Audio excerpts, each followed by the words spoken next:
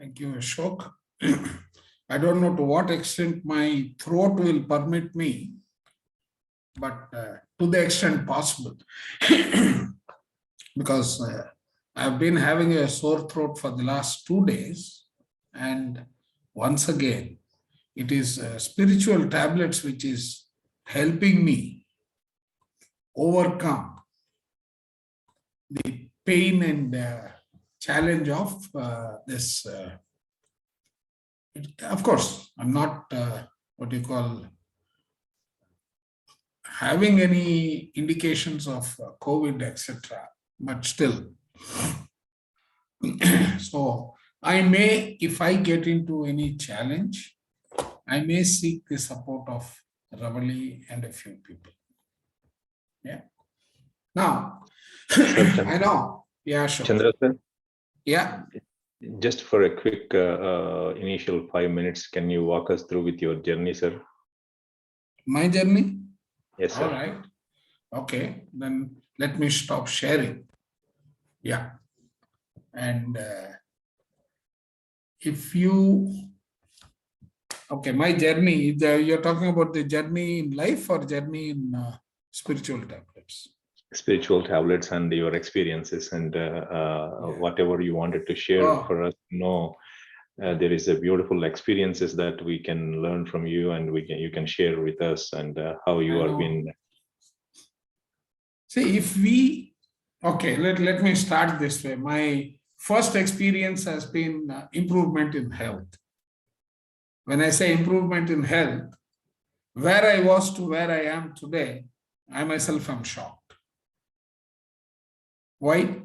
Because I was a person who was dependent on insulin to the tune of close to 100 units a day, plus 3 to 4 grams of metformin. Now, I actually misused my body. When I say misused, I did not respect the value of having such an important, the body playing such an important role. When I say misused, it's actually abused. I used to work from 2 o'clock to actually 6 o'clock in the morning to 2 o'clock in the morning during the formative years, 4 hours of sleep. Subsequently, I got into the wonderful habit of smoking. When you say smoking, it is without a finger like this, without my hand like this, my brain would not work. So, addiction. Then, right? I've held positions which have been, probably if anybody is looking from the materialist perspective, I have held very high positions. But that doesn't mean anything in life. That's what I realized. My diabetes had become so bad that I gifted, today I'm courageously using the word gifted, because when the actual thing happened, it was very painful.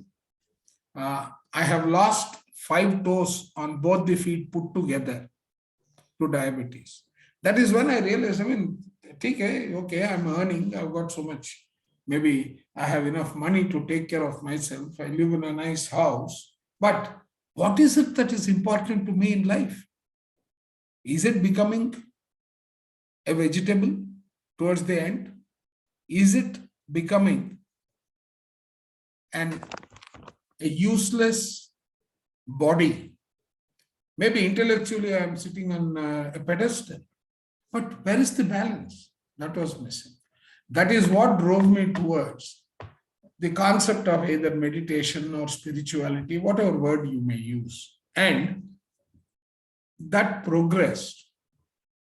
And I'm very happy to say, today, I'm not insulin dependent. I'm in fact not dependent on any medicine. Interestingly, there are a number of these kind of things, all of them related to meditation and manifestation. Second one, 1.5 years, I have had an injury which refuse to heal. I suppose you know that when somebody is a diabetic, that too for more than 35 years, and he is also a smoker, or he was a smoker, it ends up compressing your capillary tubes through which your blood circulates. So blood circulation was not proper in the body, and that was the reason for the toes becoming inflicted with gangrene. Now, the beauty is, without expecting all those changes, I got them through meditation. What was the process? Of course, there's a detailed write-up. If someone is interested, I'm willing to share. But if you dedicate yourself, if you believe in the magic of meditation, universe is there to give you what you ask. However, you should believe that you deserve what that is. These are all certain laws of nature, which we will learn about as we go ahead. So with that, if there are questions, we'll take it up at the end, or we have got a full week, so there will be probably some 10 minutes every day at least available. And in terms of the journey that I want to take, see, we started with the basic concepts of spirituality last week. This week, we will be focusing on personality, how it develops. Not so much about how the soul, etc., because I don't want to touch upon soul. It's a very controversial and very lengthy subject. I will restrict the soul-related stuff, start with the soul plan, the pre-birth plan that we come to this earth with. Then we go through how this personality actually impacts us. What can we do about it? Can we at least identify those where we want to change? And how are we going to change? That becomes the second aspect.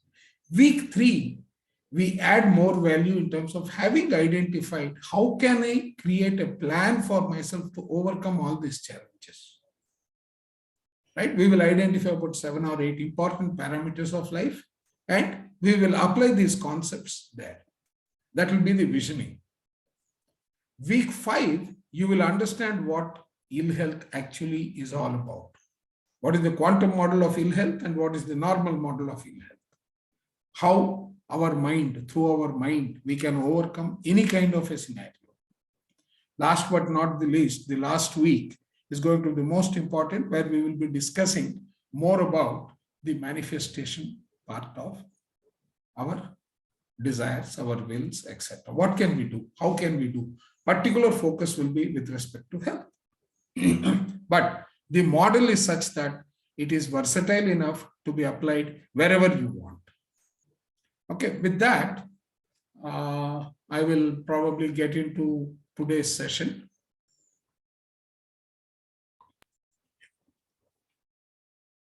Yeah. So let me just remove this. Yeah. Are you able to see the screen? Yes, sir. Yeah. Okay. So we will start with pre-birth planning. All we need to understand here is the soul is a material essence, a part of the universal oneness or the supreme oneness, or what we lovingly call God, God. I suppose many people know that God actually stands for everything that is possible. G standing for generator, O standing for operator, and D standing for destroyer. So the entire cycle, right, of cradle to grave is God. And that goes through various stages. Now, Bhagavad Gita, interestingly, between chapter 13 and chapter 16, talks about divine qualities that every spiritual aspirant needs to cultivate. Now, these are the things that we create our plan, we create our experiences and proceed. So how is that done? Right? So let us start with this.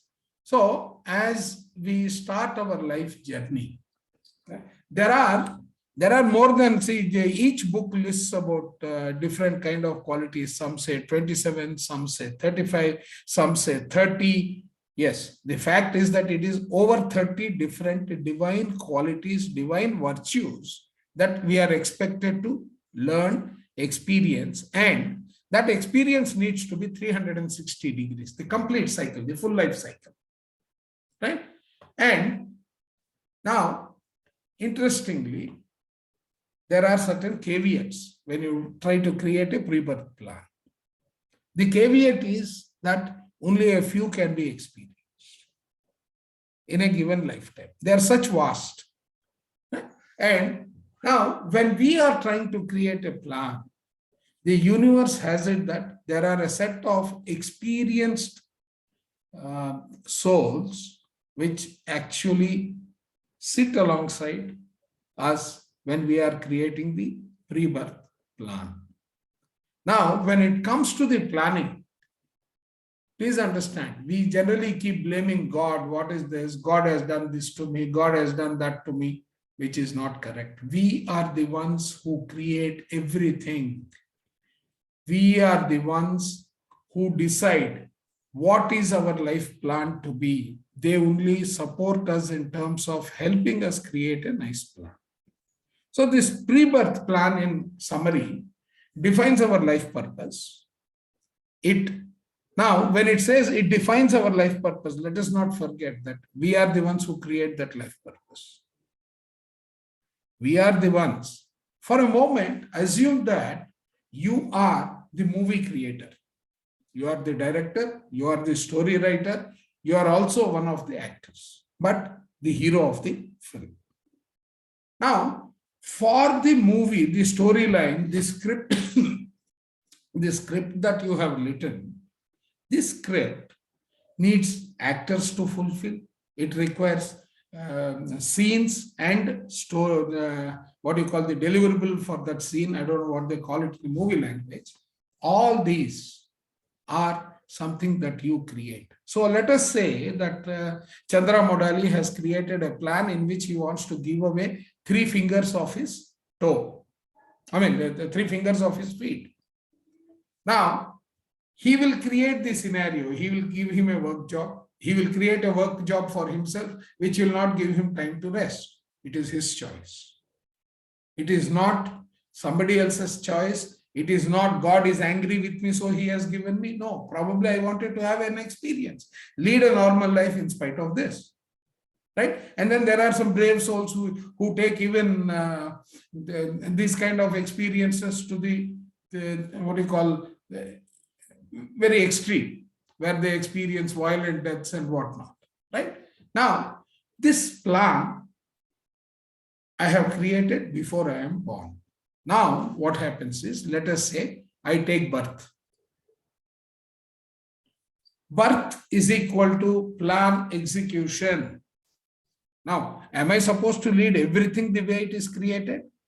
Probably yes, probably no, which means I have the option of not going through the plan. We will, what I don't complete in the plan, it is like class 1 to class 10 or even greater. When I don't complete a paper, I am not eligible to be promoted. Like that, every single element that we choose for ourselves, we need to complete it in that given plan, in that given lifetime. Yeah. Someone said something? I think someone needs to be muted, Ashok. Yeah, we did it. Yeah. So the birth plan, when the execution starts, if I don't complete something, it comes as that, whatever they call, I mean, you progress, but you still carry it as a backlog. Now, when the execution starts, what happens to us? Right? We go through infancy, we go through childhood, we go through teenage, the adulthood, and then we call it maturity. Whether it is maturity or not, we will probably evaluate based on our experience and what we are doing, etc., what changes we need to make. All that is part of life. Going forward, among these 7, I mean, every 7 years, there are very different kinds of experiences. Now, if someone may ask, why, sir, why every 7 years? I found that to be easy. Right? Every 7 years, there is a change that happens in us, both physically and mentally. Right? So I've taken these 7 years as a choice. Now, this, what we gain over these 35 years, becomes our personal reality, the personality with which we are leading our life. Okay. Now, further, one second, this. Right. Now, what is this personality composed of?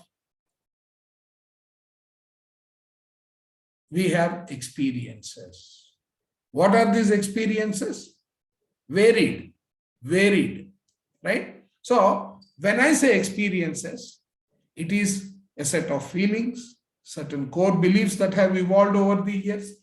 When we were at home, we were told this is right, that is wrong. We go to school, like Joe Dispenza's example. He goes to school for the first time, comes home, and then he never talks to anyone. The reason is, he heard his mother and grandmother speak to Jesus in Italian. He goes to school, he argues that Jesus is Italian, and he finds that that is not correct. Till then, his belief was that Jesus is Italian. And he comes home and then he realizes Jesus is not Italian. So he is very deeply hurt. Right? Now, this way, he felt anger, he felt guilt, right? And so on and so forth. We have all our experiences. These get stored in us as pent-up emotions of one kind or the other. Now, what happens with this, right? What is the impact of this on our health? Let us look at the health. All other parameters, very similar will be the, right? So, each of these actually create a vibration, right? Below the word courage, which is the central point, all these contribute to stress levels in the body. They contribute to stress levels, they contribute to pain, they contribute to ill health, and so on and so forth, right? We will identify what is troubling us in one of these days, and we will see how we are going to overcome them. Then, right? So, this brings us to today's plan. Basically, all those vibrations are directly impacting our behavior in terms of the frequency at which we are vibrating and our energy levels in the body, etc. All these parameters, we will of course be repeating this tomorrow also. However, right? So our aim through whether it is meditation, our natural style of living a life, all these parameters are going to ensure that we are either at the neutral stage or at the happy stage. That is very important, and this wisdom is something we should not forget. We should cultivate and utilize it to our advantage. So, in summary, right? If I say contentment and above, which is courage and above, is something that is going to aid our feeling good, all the others, boredom, the pessimism, these are all something that are stored inside us and they impact us very negatively. When it comes to manifestation, the earliest recognition with the universe when it comes to manifestation starts when you have optimism and rest of the other parameters. We will discuss this in greater detail as we proceed. That brings me to the end of today's planned exercise. And questions, etc., we will take once we finish our meditation.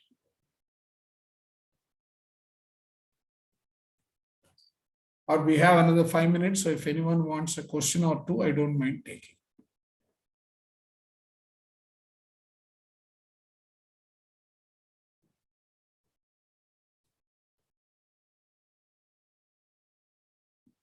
Ashok? Sir. No, I didn't go beyond this because Yeah. I have the voice challenge today. I think. Yeah, no problem, sir. Sridevi, madam, you can unmute yourself, please. Yeah, Sir Chandra, sir, this is Sridevi. I have a question. Like we have every person like has a pre-birth soul plan, right?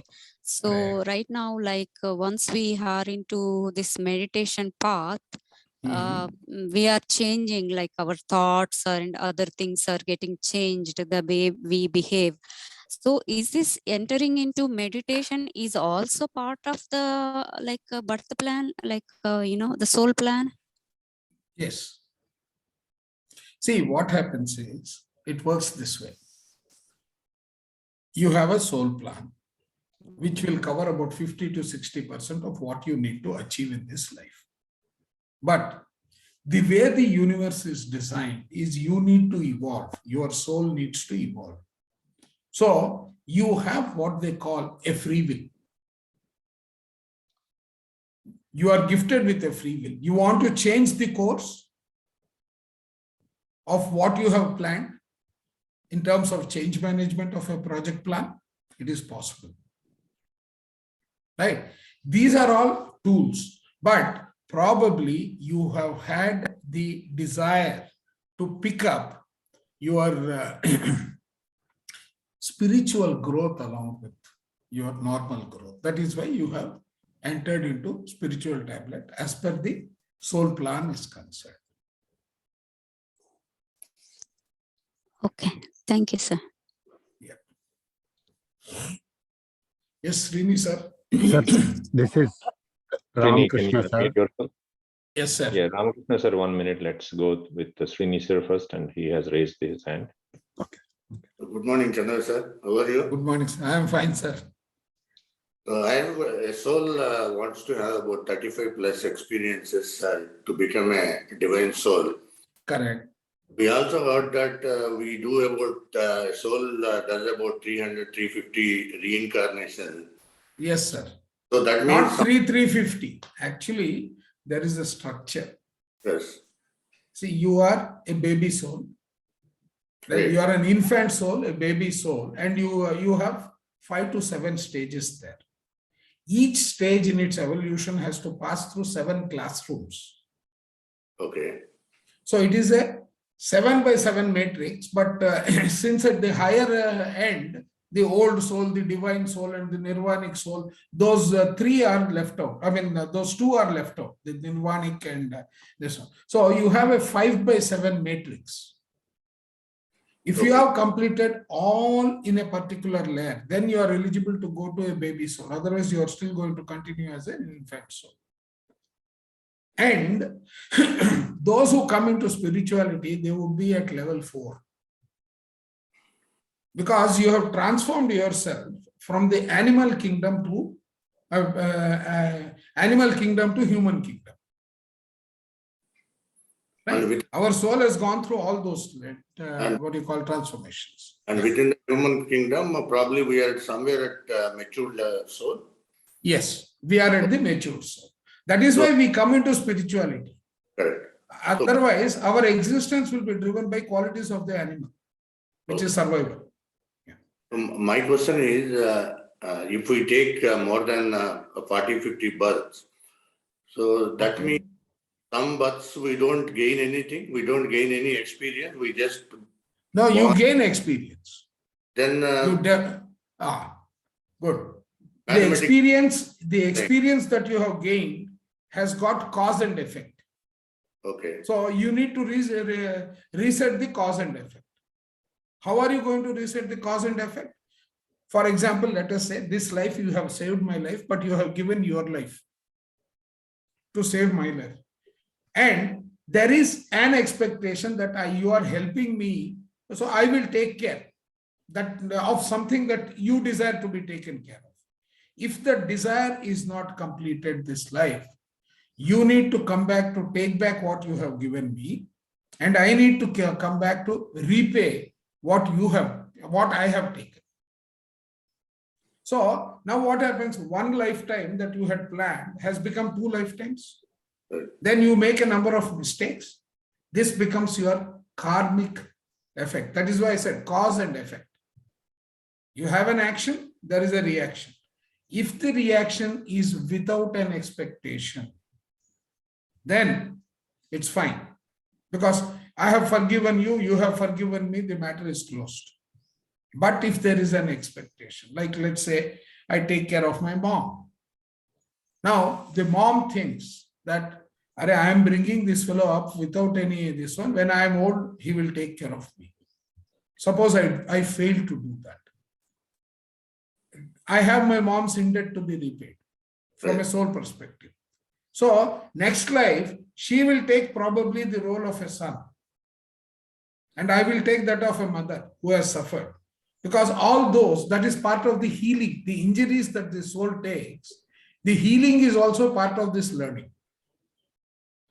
So it is healing, it is new skills acquisition, it is wisdom acquisition, all these put together to make you complete in one particular, let us say one particular quality. That is the way it works. So that means some of the births we don't gain any experience, but we you will gain experience of what not to do. Yeah, we pay what is due. Yes, you have to pay because see, one theory is now with quantum physics, what they are saying is there is energy transformation. Nature doesn't care where the transformation is coming from. It needs its pound of flesh. But the pound of flesh is existing between 2 souls or multiple souls. That has to be repaid. That is why you need so many lifetimes. Okay, thank you. Ramakrishna ji. One more question and then questions after the meditation. Yeah. Ramakrishna sir, You are you have muted. Yeah. Right. Sir, my question pertains to soul contracts, particularly where I live. There is so much of a discussion on the early termination of the pregnancies. So, if our first part bit will be, when does soul get into the fetus? The second will be, when it gets in, is there a soul contract with the people who help to terminate the pregnancy? The fetus is life starts at one point and life ends at another point within the same womb. So I would appreciate enlightenment. This is a very complicated question. To give a very simple answer, right? There are multiple views I have seen. The soul enters at the time of birth. But the soul has, suppose, see what happens is, from one of the books that I read, what it discusses is, the soul has an agreement with the mother before it is born.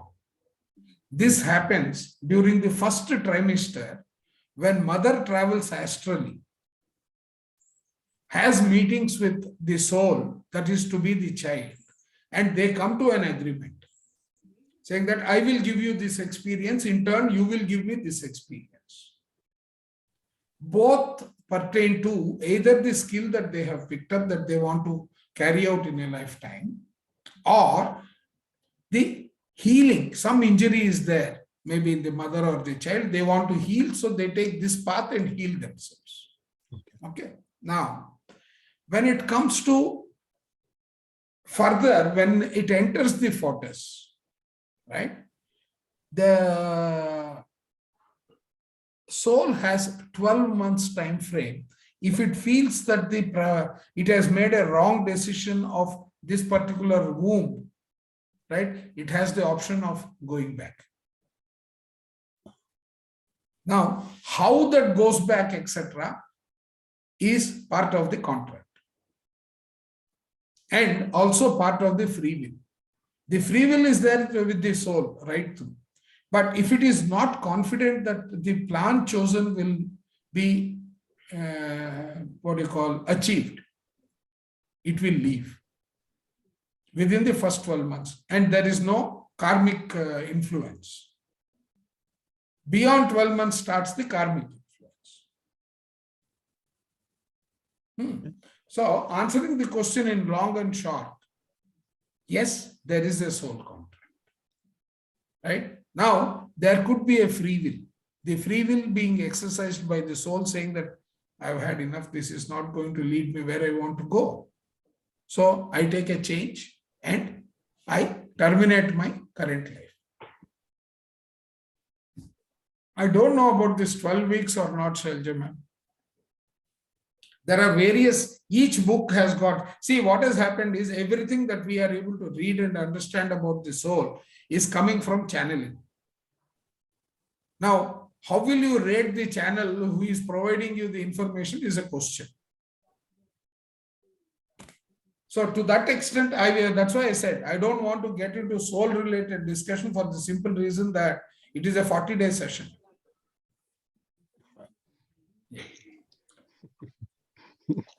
Okay, thank you, Chandra sir. Thank you, sir. Thank you. Okay, so let's go with the meditation, and Manisha Gupta sir, then we will come back after the meditation to your question to be answered. So thank you.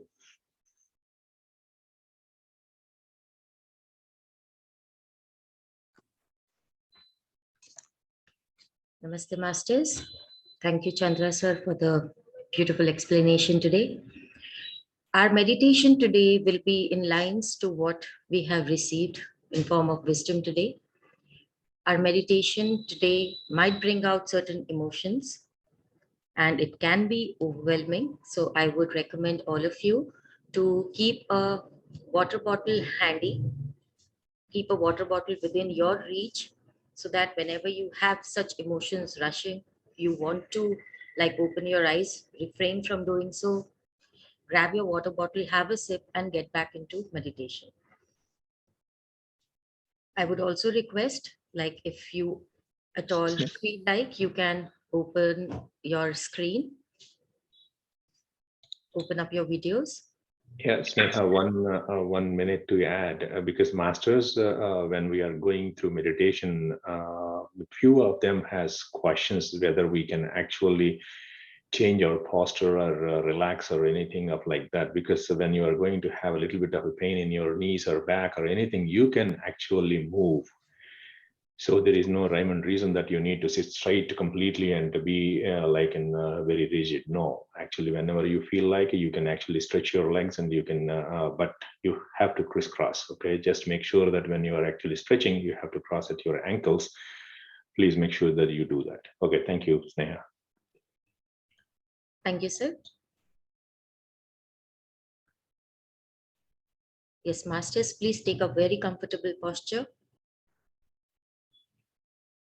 Remove your spectacles.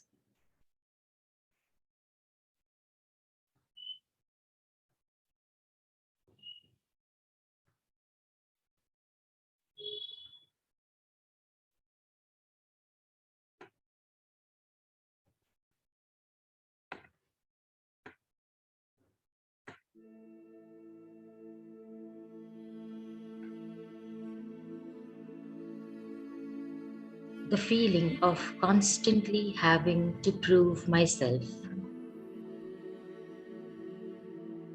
The loneliness, the depression, being too hard on myself, sabotaging myself, isolating myself, hating myself. All this while, constantly striving to find love in all the wrong places.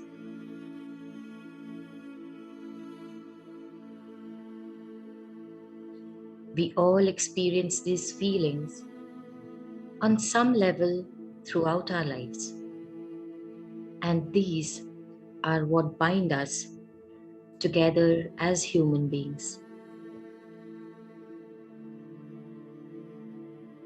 At the end of the day, all we want is acceptance and to feel deserving of love. in spite of our imperfections.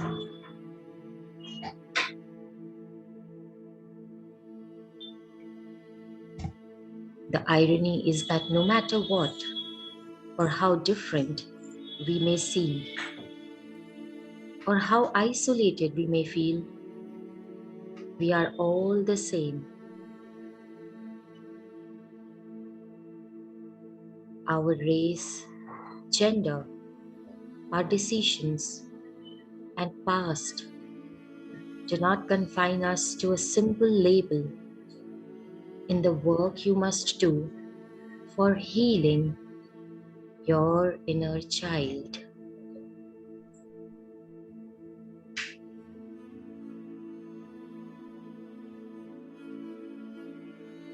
We all experience hurt,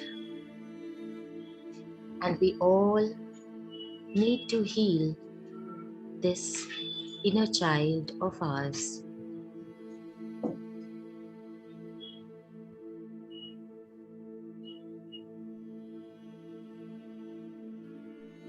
We all could have had amazing childhoods with amazing parents.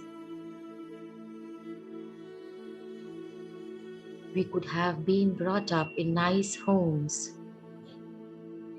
safe neighborhoods, good schools, and feel lucky about how we were raised. But we are still hurting and don't fully understand why or how to overcome that pain.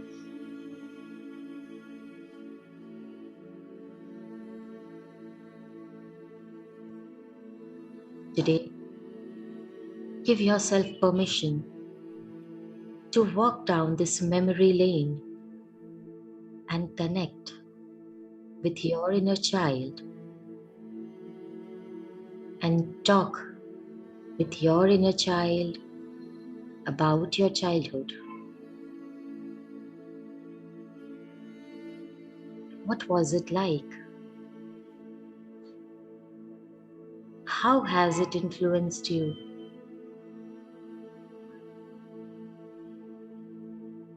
Give your inner child permission to heal as you walk down the memory lane and begin to heal specific points from your childhood.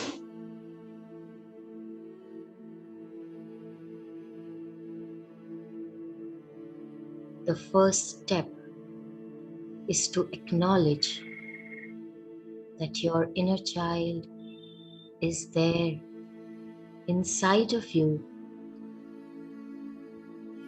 buried deep under all of this emotional baggage, scared and neglected for years.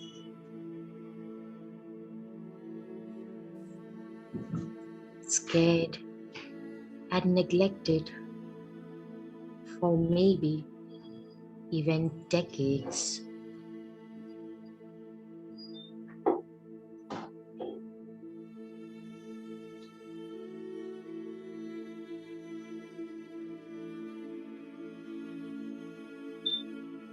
Taking a very comfortable posture,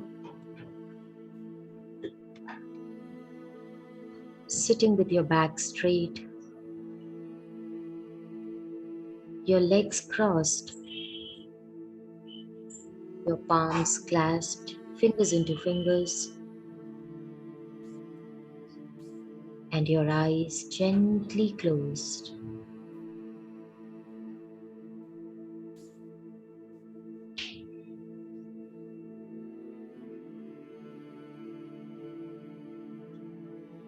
Take a few deep breaths.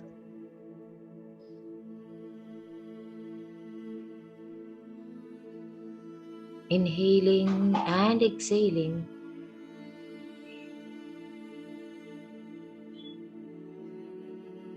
And clearing your mind.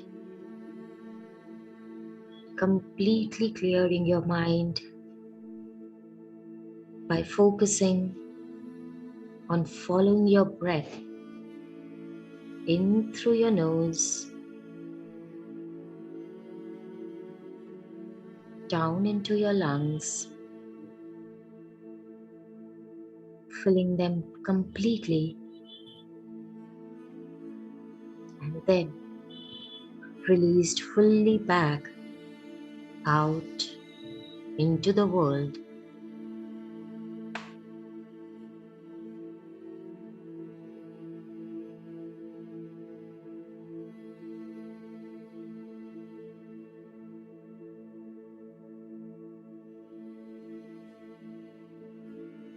Do this as long as it takes to come to a peaceful, relaxed state, a state free of any wandering thoughts.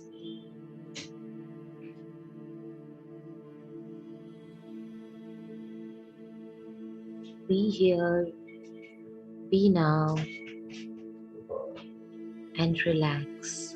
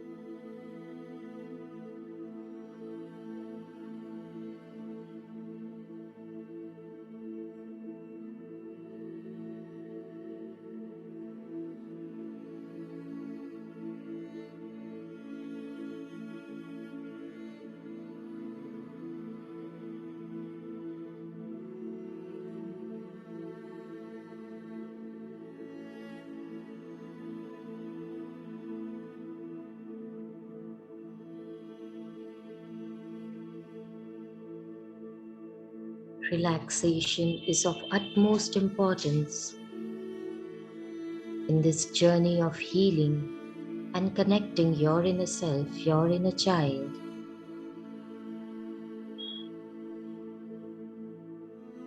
Take your time to relax.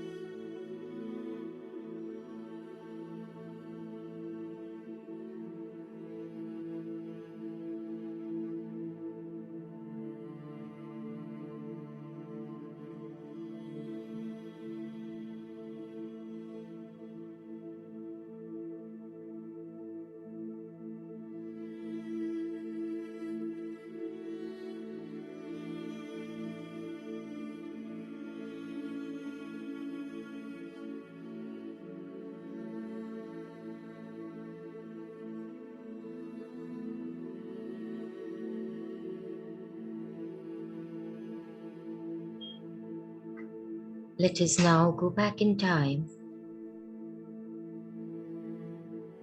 and connect with our inner child.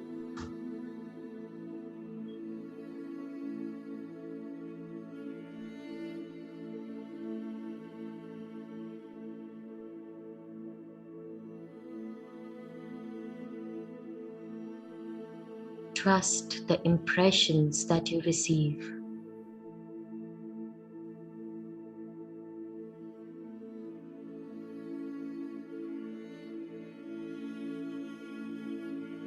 Slowly and gradually, go back in time, going back to your mother's womb.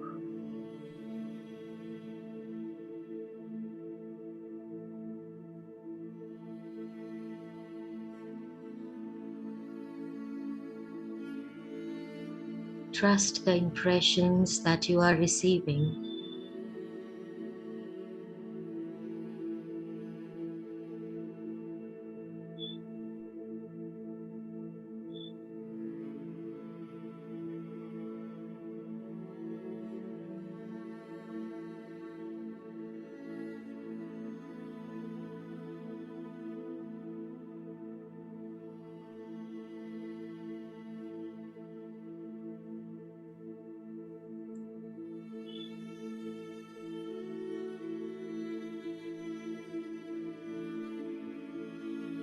Going back to your mother's womb.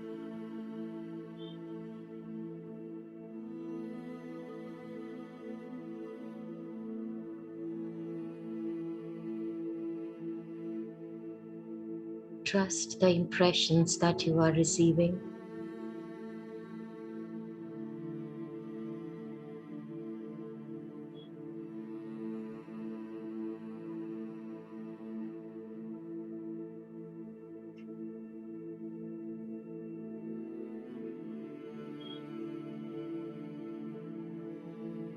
Picture them in your mind.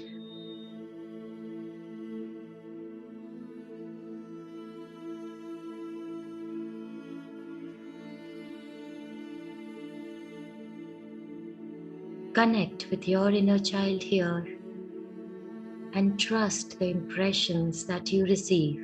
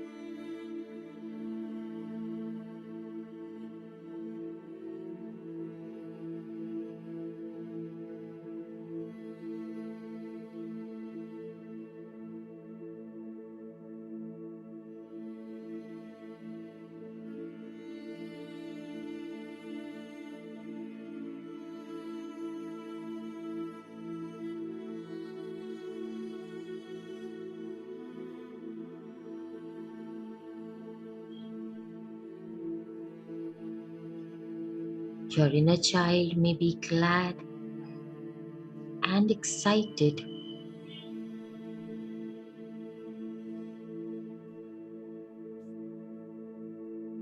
Maybe scared or worried about this sudden attention of yours.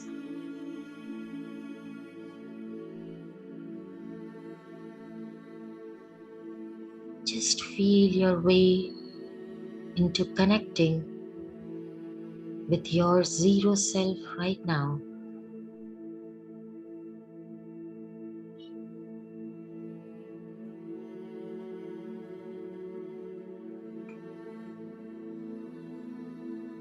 Acknowledge this state.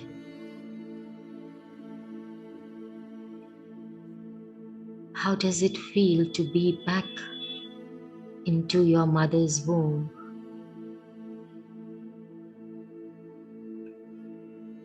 Trust the impressions that you are receiving.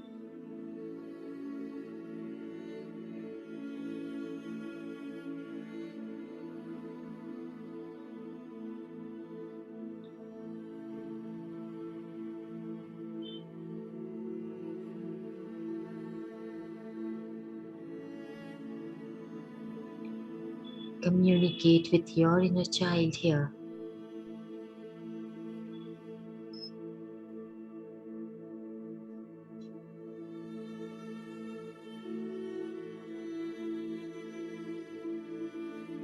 Trust your impressions.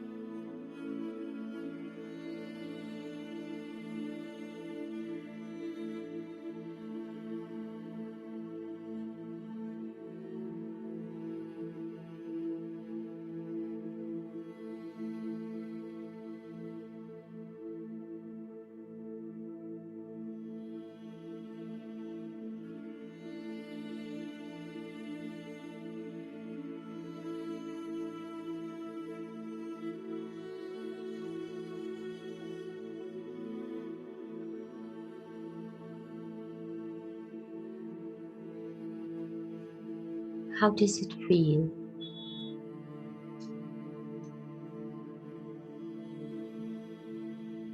Is it warm or is it cold?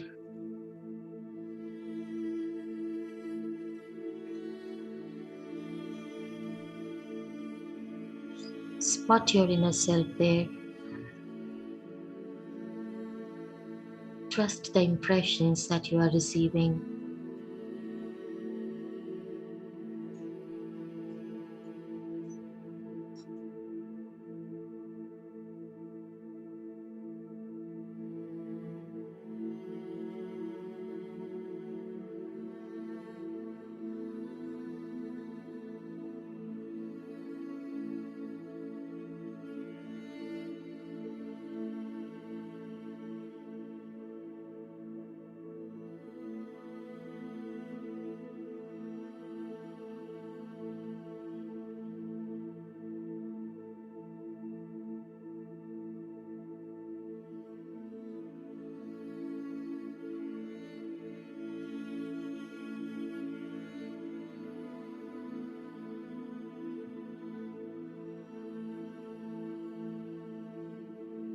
Connect with your inner child. Communicate and comfort your inner child.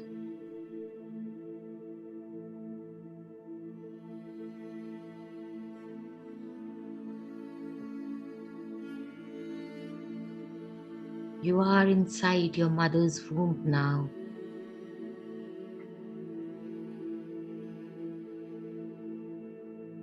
Trust the impressions that you receive.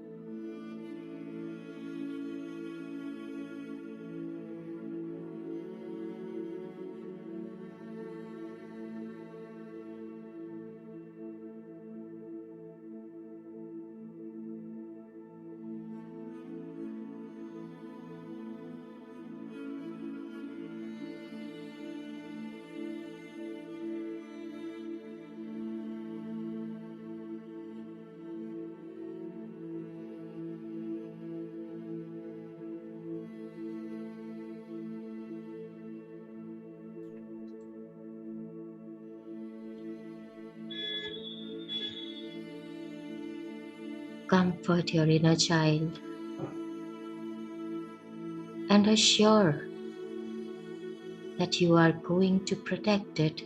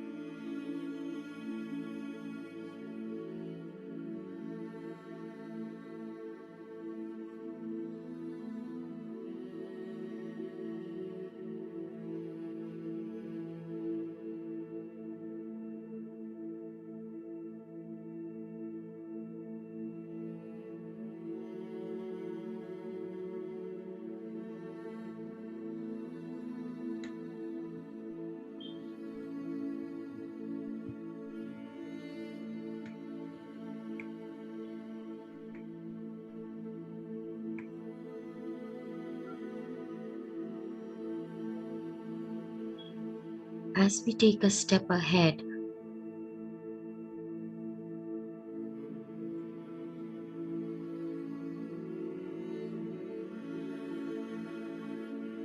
find yourself when you were in the age group of 1 to 7 years.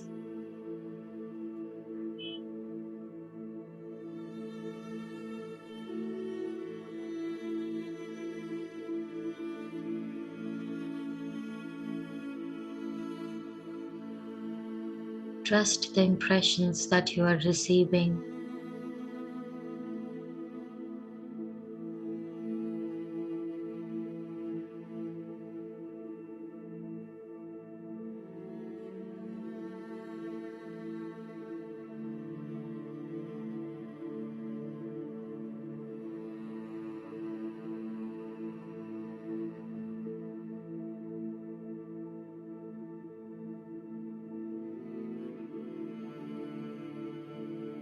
Connect with the very first incident that is coming up to you while you were 1 to 7 years of age.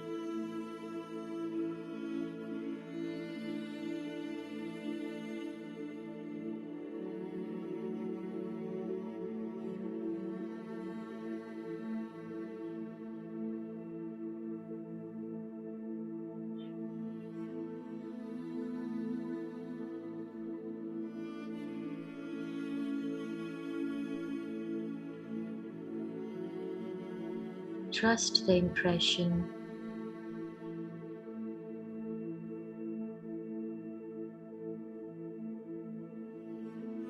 You may find yourself playing,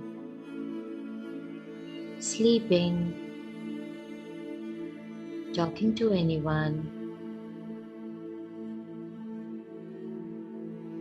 amongst your friends or family,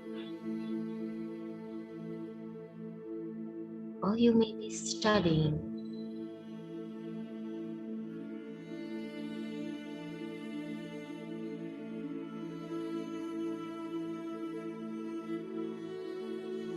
Try and connect and understand the state of mind of your inner child.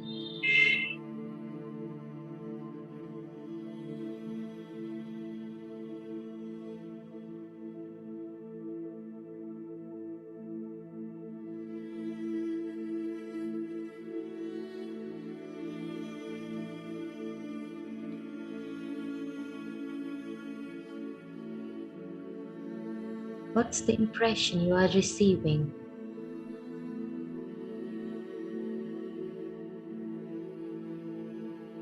Is it fear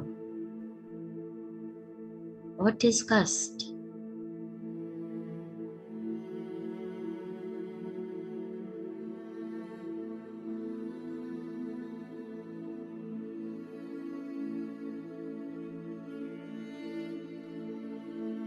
Is it joy or is it sadness?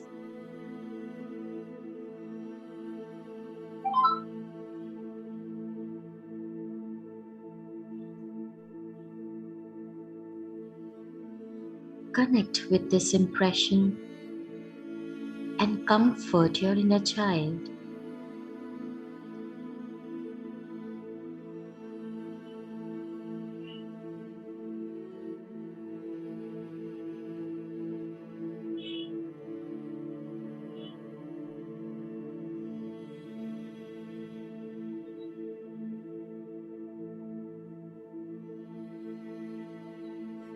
Take it by hands and acknowledge.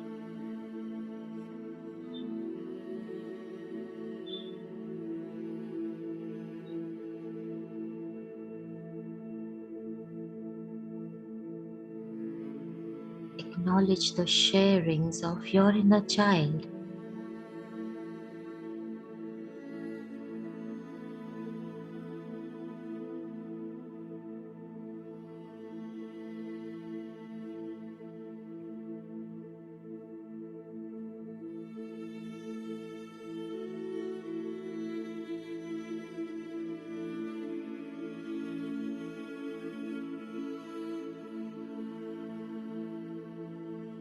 Connect and comfort your inner child.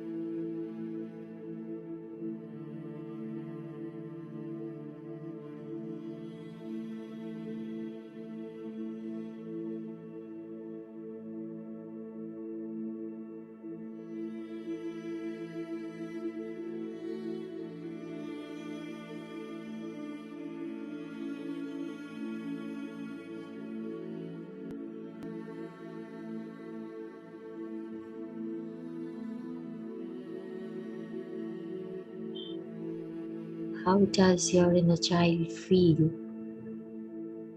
on being attended to?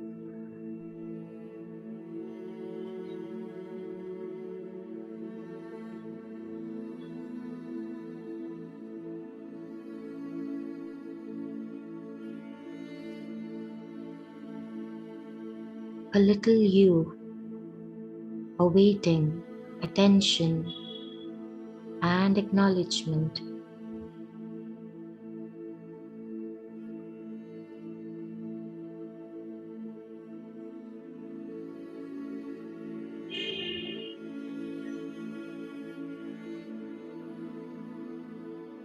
Trust the impressions you receive.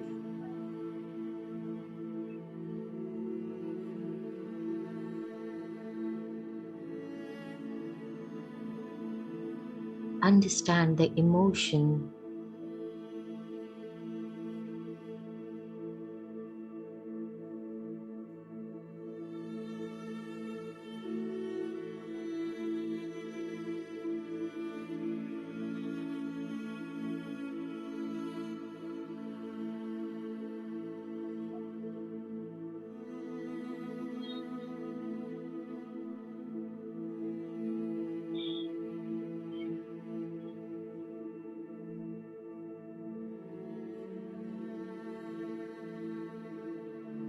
assure this inner self, assure your younger self to come back, extend your protection, extend your comfort as we take yet another step ahead.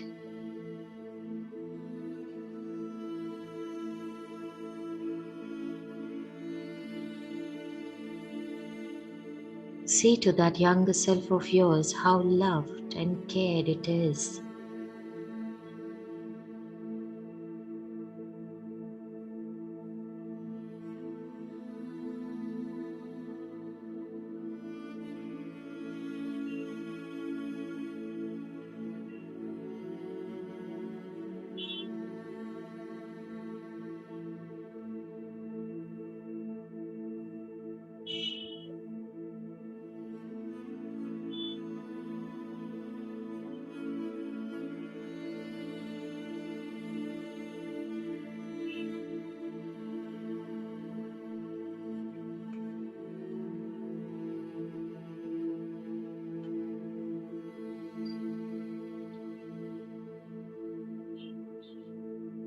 Taking a step ahead, picture yourself when you are of 8 to 14 years of age.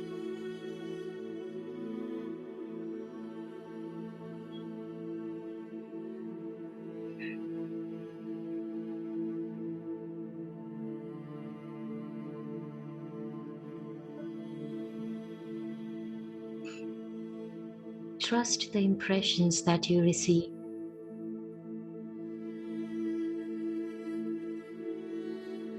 From 8 to 14 years.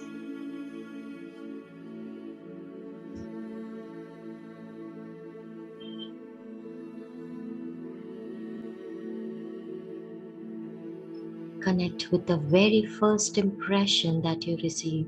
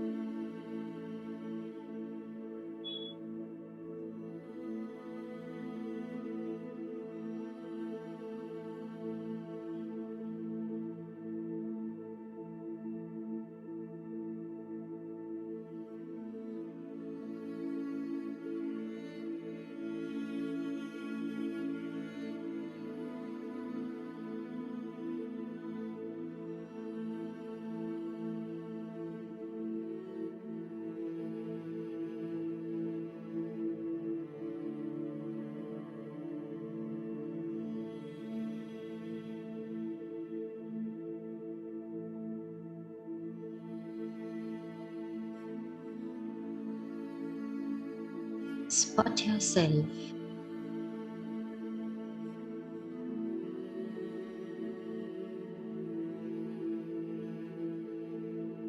You might be doing any activity, taking a stroll in a park, riding a bike,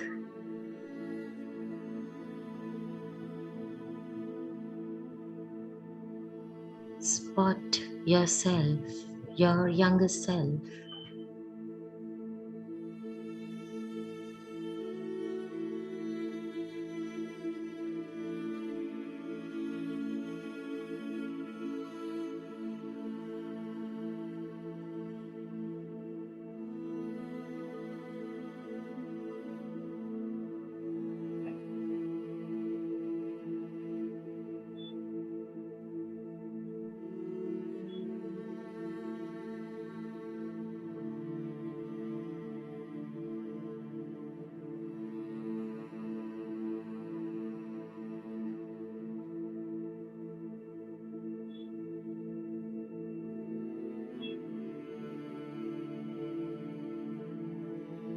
Once you are able to connect with your younger self, understand your state of mind here.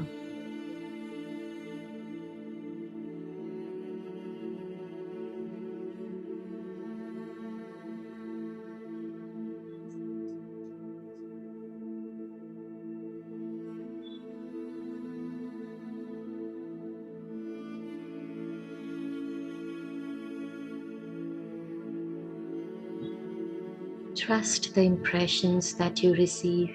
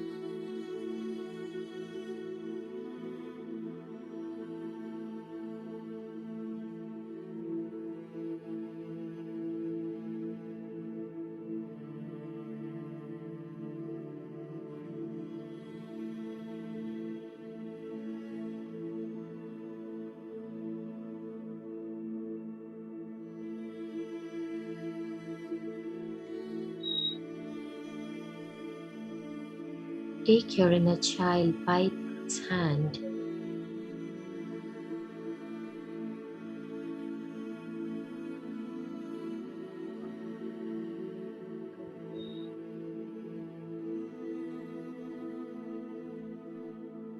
What are the impressions that you are receiving? Is it happy, joyful,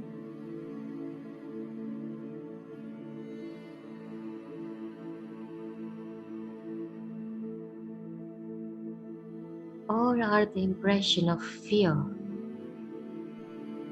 sadness, lack of recognition?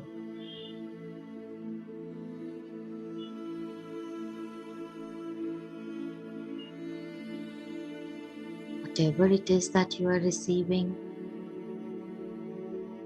connect with this impression.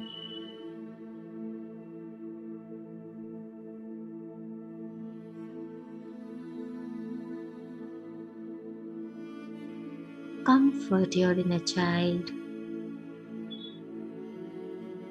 Comfort your younger self.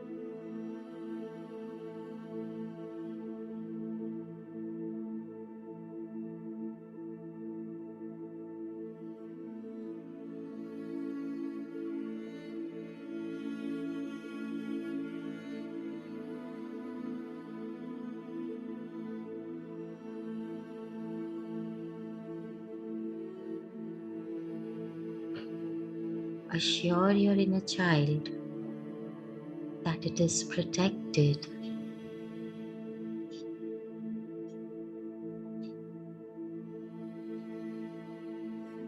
Assure your younger self of love.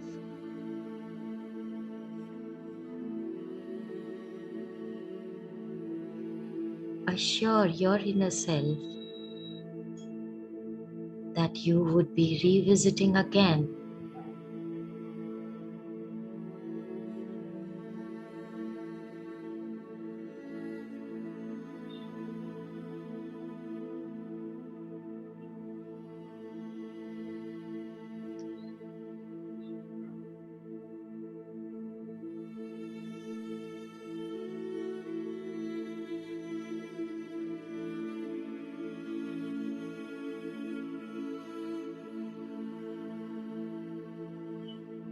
Assure your younger self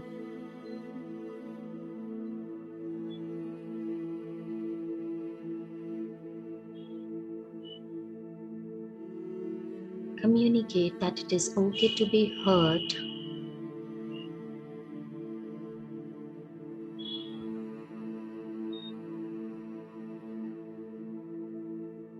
Ask your younger self to move on and heal.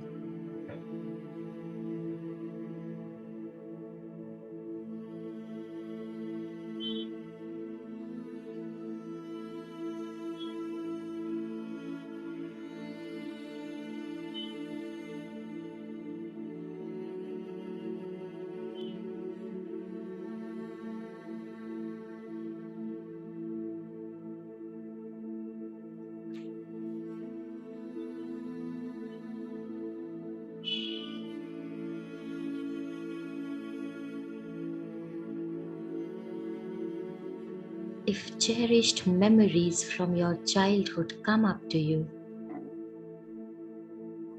take a moment to appreciate those impressions.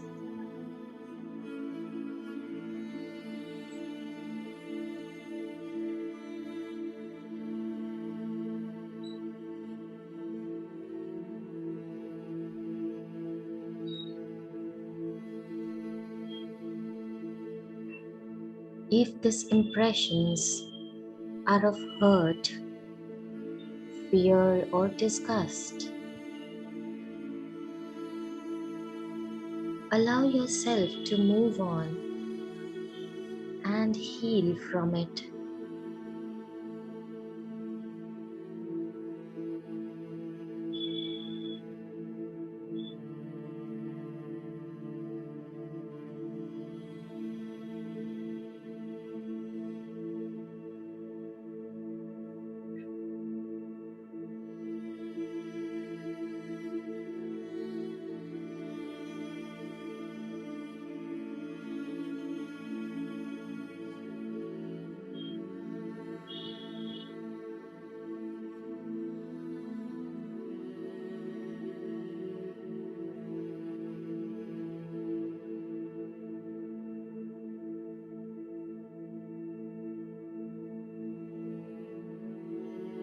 Your new perspective, my dear friends and masters, is to acknowledge that you are incredibly lucky to have these memories.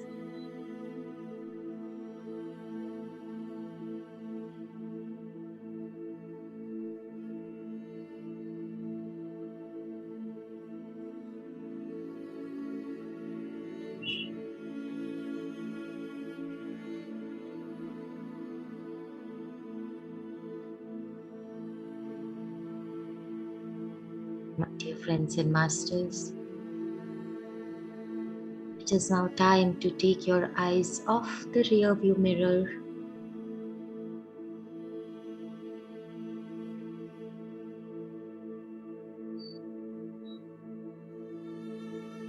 with your inner child awake and safe inside of you. Embrace the chance to look forward to the future.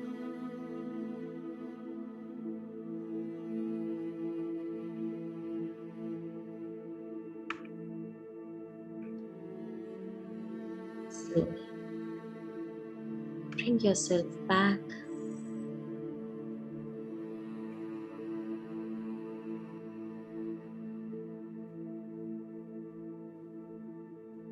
Move your fingers and your toes.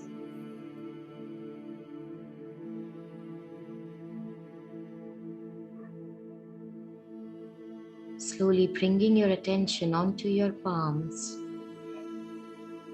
Rub your palms together and gently place them over your eyes.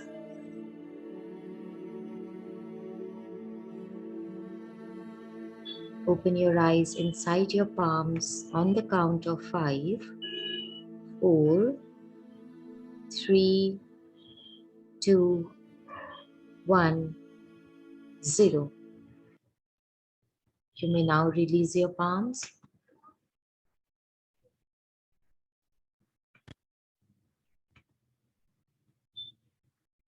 Thank you, Masters. If you feel like, please go ahead, have some water.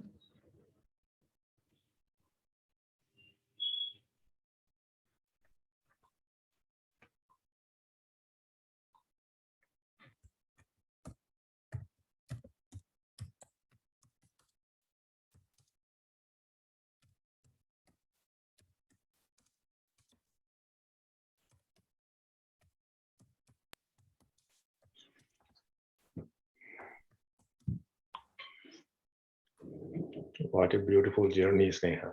Thank you very much for taking everyone to our childhood. Definitely. Thank you, sir. Thank you so much. Yeah, thank you.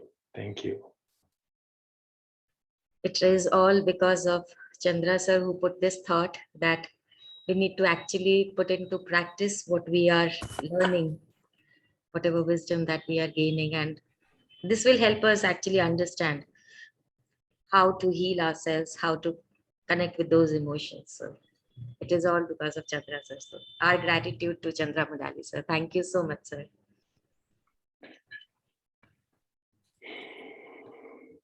Thank you, Sneha. And Ashok, there is actually a reason why we are doing this. During the course of the coming days, we are going to publish one Excel sheet where people are required or requested to. They don't have to share this sheet with us, but for their own benefit, if they list out the incident and all that as requested in that format, we will work towards moving from the suffering stage to the better this one. It's basically breaking the habit of being yourself. See, many of these things manifest in us without our knowledge. They are so deep within that it is not even the subconscious, it is unconscious, it is at the body level. And that is not helping anybody's growth.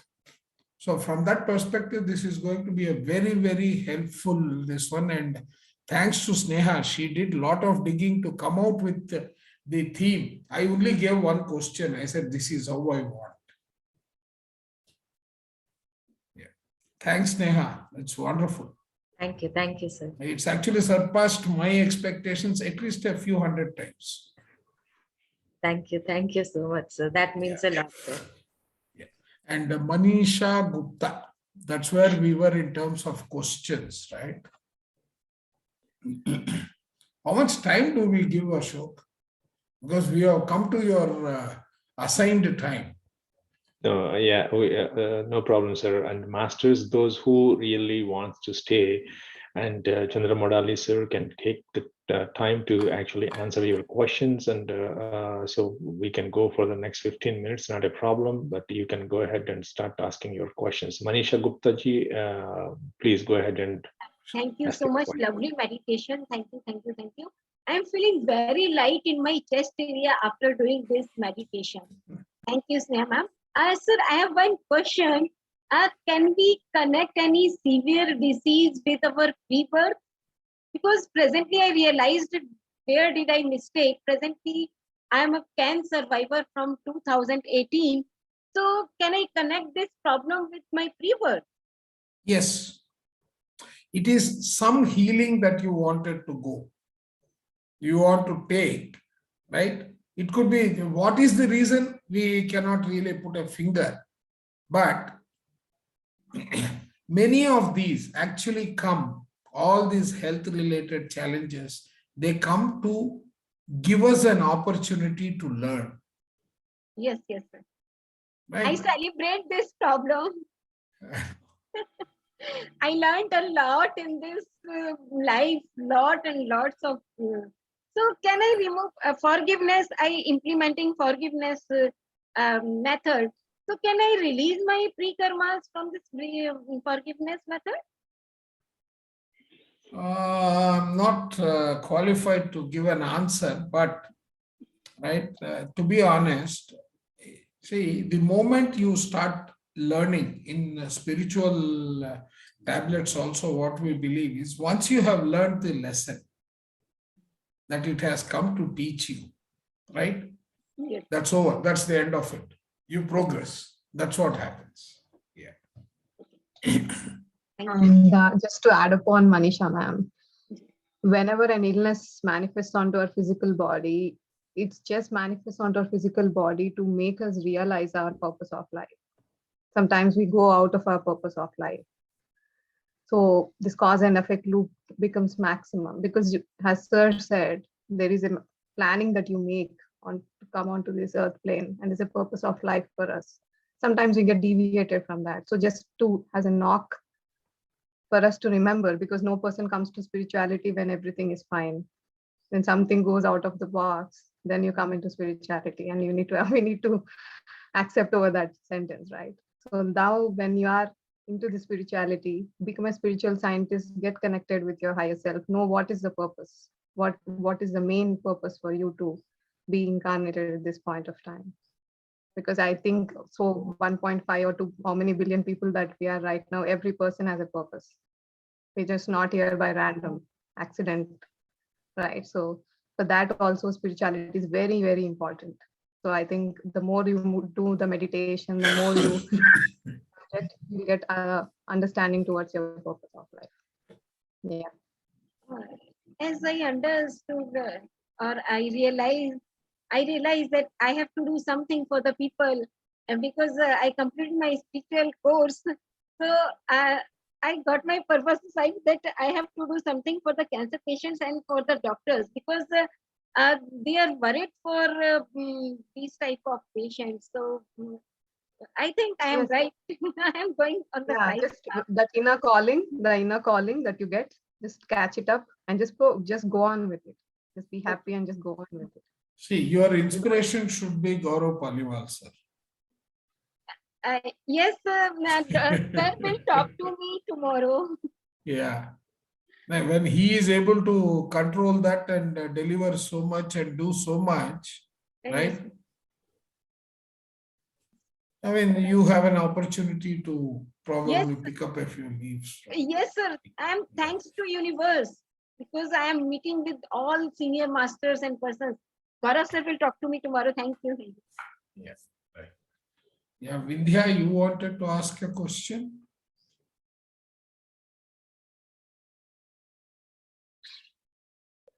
More than question, my gratitude, Chandra sir. Beautiful topic.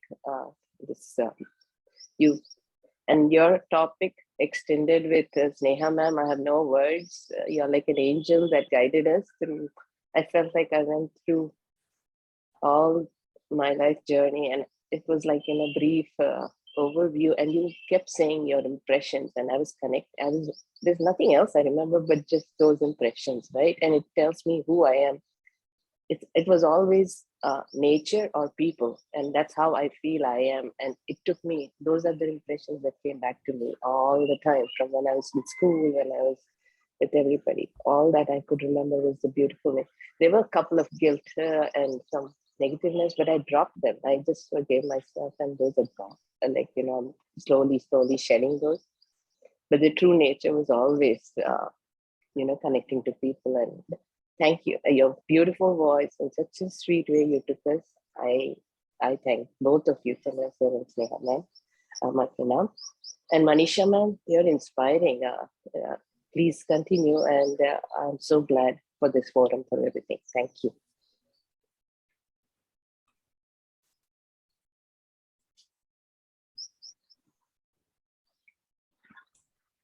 Any other question? There are a couple of them in the chat box. I'll read it out, sir. Just in a minute. By Rajni ji. No, that one I have responded actually. Okay. And then by Jyoti ji, she wrote that we usually mess up in life and face unpleasant situation. Are we not trying to cover it up with our soul plan, or another way of looking at things? Okay. Unmess your life. Look at what each experience is teaching you.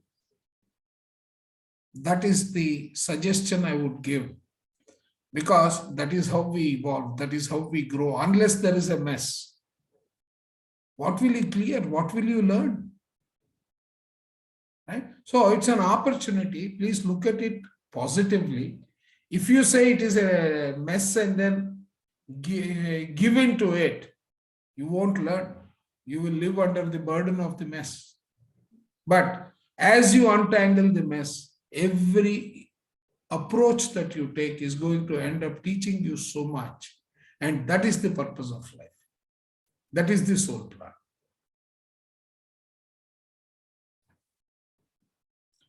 Yes, sir.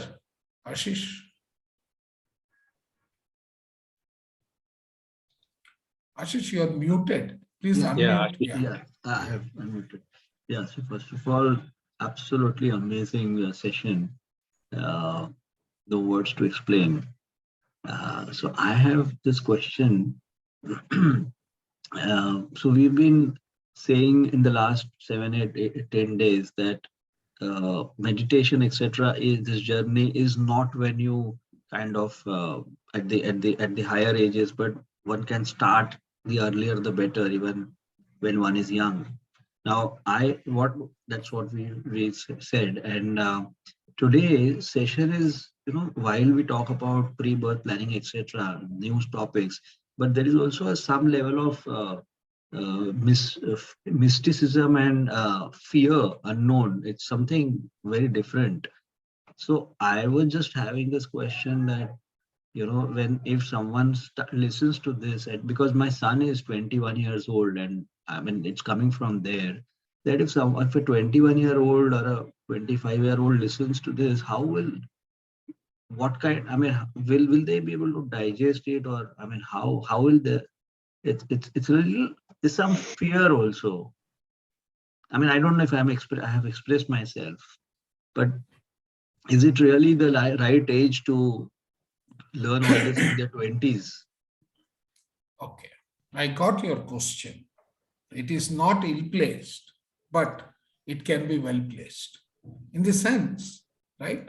There is a time in our life when we go after materialistic life, right? But where does that materialistic requirement stop? The reality of the case is, when we come down to the earth, we come here with certain objectives and purpose. We get lost when we come here and call progress as materialistic elements. Right? Now, in spiritual tablets, the way we believe is, we have come here with a group of other souls who are playing a role in our life. We accept it, we don't accept it. How does it impact us? This is knowledge, this is information, right? Whether we believe or we don't believe is up to us. But beyond that, the fact is, what we believe in spiritual tablets is, if you are suffering from some health problem, right? You are deviating from your purpose of life. Okay. Now, in spite of it, generally, let us say, the way the interaction with the universe works in our theory is, yes, there is a problem. It will first appear. as a warning on the body. It could be a rash on the skin, or it could be your child up to the age of 7 or 14 for that matter has a problem. You work on spiritual children, not your children. That problem is eliminated on your. And one thing that I would suggest everyone read is there is a book by Dr. Wayne Dyer, who very clearly writes, there is a spiritual solution to every problem in life. Right? So, with so many people gaining benefit from spirituality, it is our duty to explain to the children. If they are not exposed, why are so many people taking to yoga now in the United States? Is it required? Unless they are getting benefit, it won't. So when it comes to our children, it is our duty to just explain to them whether they want to undertake or they don't want to undertake. We don't interfere with that. This is information, this is knowledge, right? Earlier they used to say there is nothing that goes beyond the speed of light. And today, through quantum physics, they are saying the speed of light itself is a limitation.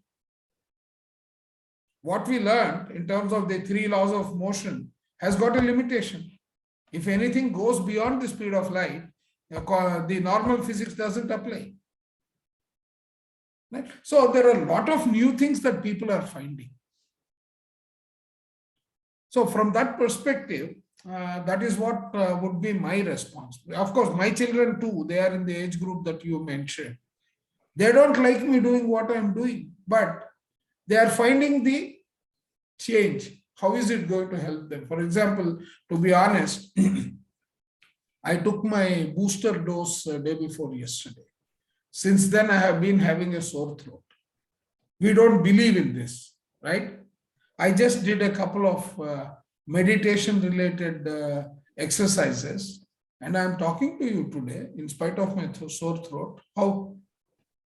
Right? So there is a solution available. It is up to us whether we believe and take that path. Right? So does it affect the children? It might.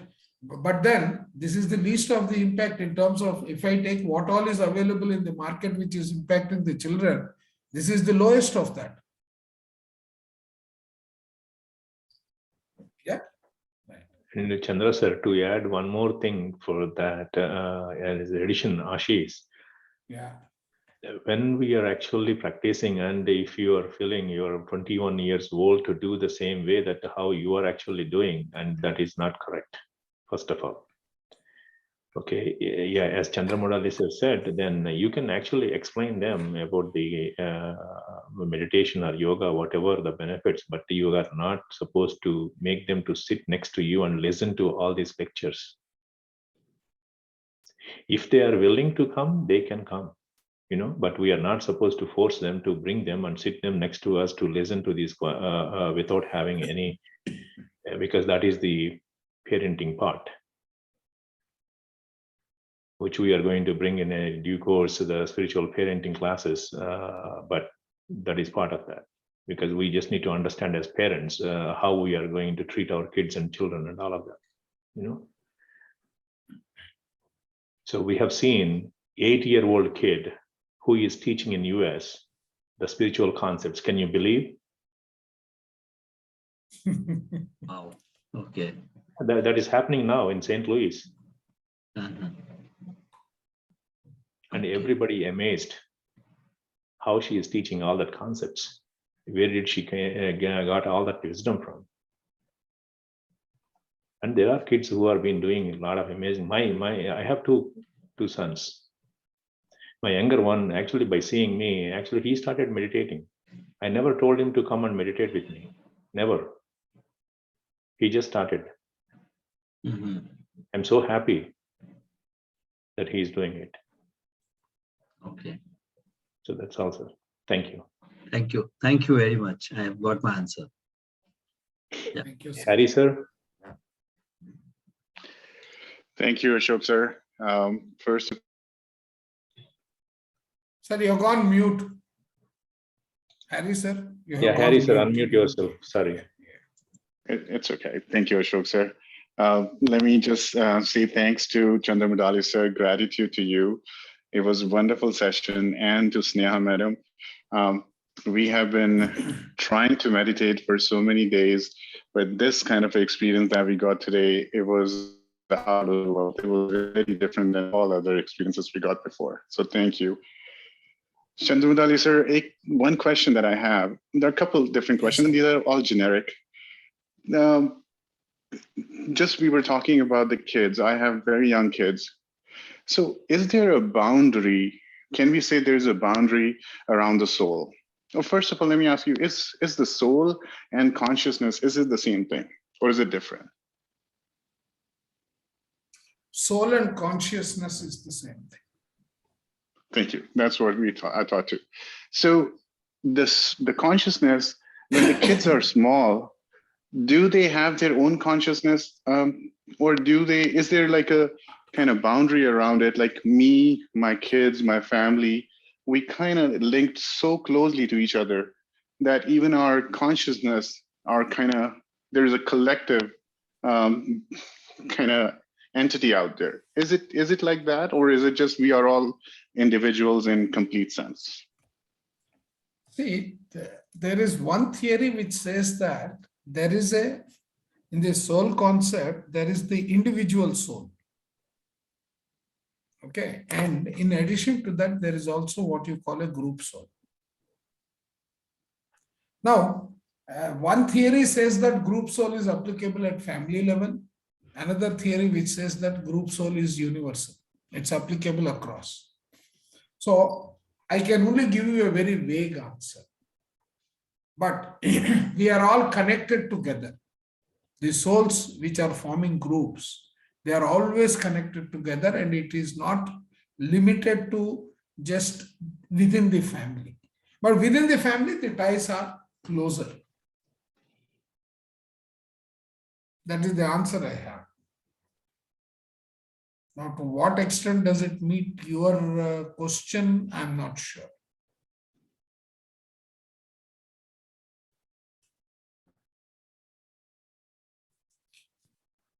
That is where my answer itself is limiting. No, I think I got my answer. It just came to my mind, So another, just and last question, Mudali sir.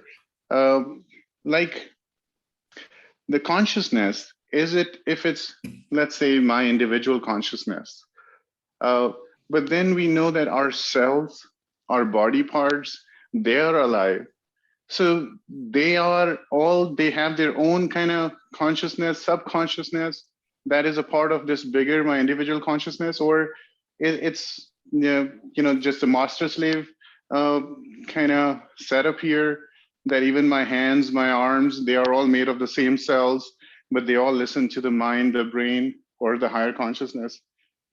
The reason why I'm asking is, when we meditate, sometimes I try to say, it's all one. There is no two. Everything is all connected. It's around me, it's within me.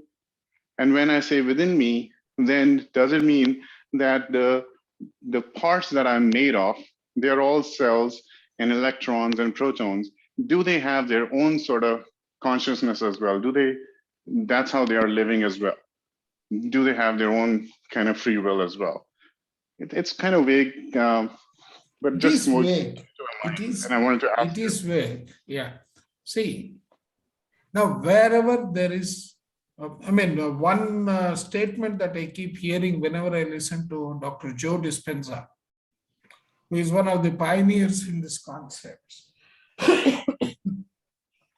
He says that wherever there is consciousness, and basically in terms of neurons and the information flowing through it, there exists a mind.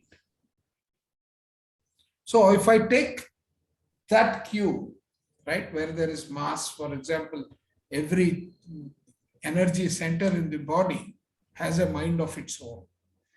Now, energy centers control and it is sigma of all that it is controlling. So if you take that approach and deduce, you will come to agreeing with the thought process that you give. Every one of them has its own individual entity, right? In fact, he goes to explain, to you and me, we look like we are solid, right? But if you really consider, we are nothing but organisms put together, which has come together to deliver certain functionality. You call it cells, you call it anything else, you call it an organ, but at the lowest level, we are all connected, we are all one because of our being nothing but energy, information, and subatomic particles. So that way, everything is one. Everything has various components within it. That is my take on as a response to your questions.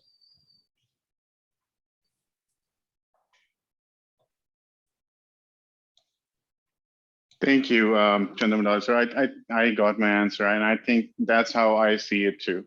Appreciate it. Thank That you. is how it is actually. See, The if way then, you go, actually, he gives an example, Joe Dispenza, he says. I will try to give my personal experience here, Harry sir. So there was a certain kind of an emotion that I was carrying, and it was blocking my right triceps. You understand, right? Triceps. So, so I was getting a lot of pain, and I was in meditation, and it was early in my meditation, and I was not like, I am a medical doctor by profession. So I was testing on myself. So they were telling that you can talk to yourself in your body. There's a consciousness for each cell. So that was the beginning of my meditation. So when I was doing my meditation and I put my complete focus or my attention, like you put it on the breath, I went to that region and I was observing the pain at that region. And suddenly an awareness, I mean, it felt like the cells at that place. I mean, it's very personal experience. People might think it as an otherwise, but it was a very personal experience. And it was telling that there was a episode that had happened a couple of weeks ago where I was judging another person. I was feeling a little jealous on some aspect, and that emotion got carried away and it was stored in that particular body part of mine. And that my cell was telling me that it was giving me an indication that it was like you're judging someone or something. I could understand it very telepathically, or very, you call it as an intuition.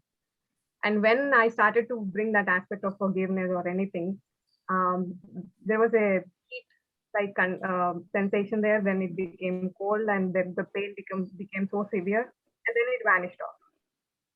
So there was a communication that that happened between me and the cells or the particular muscle tissue of that region.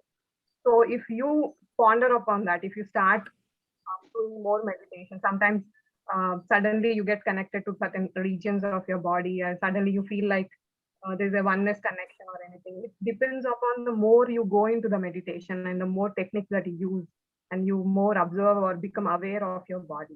Consciousness is nothing but the soul, the inner cosmic energy inside you that is becoming aware of itself, what it is actually. So I would say this is I felt like I had that connection with the cells or whatever in the body. Yeah. Actually, we use big words like consciousness and whatnot. Yeah. But if you go to the dictionary, all it says is it is awareness. Are you aware? Are you not aware? Yeah, that's as simple as that. Just the English words that. I know. Yeah. That's right. Thank you, Ravali Madam, and thank you, Chandramani sir. Appreciate it. No, welcome.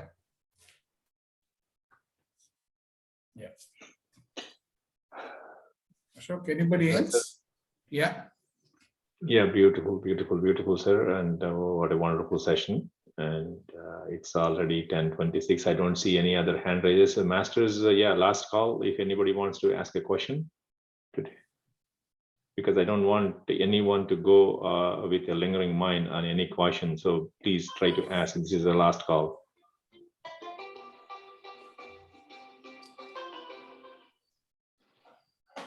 Okay. Yep, Masters. thank you all very much. And thank you, Ashok, I Chandra have Murali. one small announcement. Yeah, please, sir, go ahead. See, we are going to share. See, you started doing the exercise of visiting your inner child, right? We are going to share an Excel sheet, maybe today or tomorrow.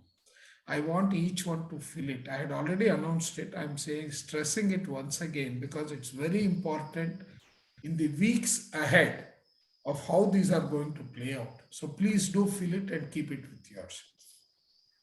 Yeah. Sir. Thanks, sir. Yep. Thank you, Sneha, for taking us through a beautiful meditation, beautiful journey towards our childhood. Thank you once again. And everyone, have a good night and have a good day, and see you all tomorrow at the same time again. And we are all going to hope that Chandra Murali sir is going to have a double sound box tomorrow. I know. I don't know. I have to again go back to Wim Hof and meditation both. Okay. Yeah, in fact, I told you that yesterday, right? Yeah. I am doing this and I will come. Yeah. But I had really worried for some time. I know Mata worries for a lot. Okay. Anyway, thank you. See you all tomorrow at the same time. Thank you, sir. Thank you very much. Thank you. Thank you.